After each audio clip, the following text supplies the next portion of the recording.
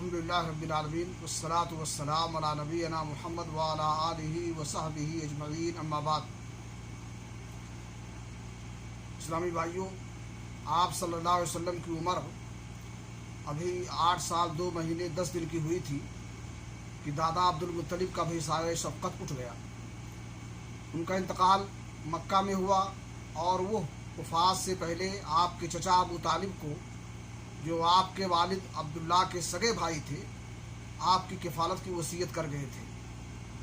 ابو طالب نے اپنے بھتیجے کا حق کفالت بڑی خوبی سے انجام دیا، آپ کو اپنی اولاد میں شامل کیا، بلکہ ان سے بڑھ کر مانا، مزید اعزاز و احترام سے نوازا، 40 سال سے زیادہ عرصے تک قوت پہنچائی اور حمایت کی۔ آپ ہی کی بنیاد پر دوستی اور دشمنی کی اور ہر طرح سے آپ کی حفاظت کی۔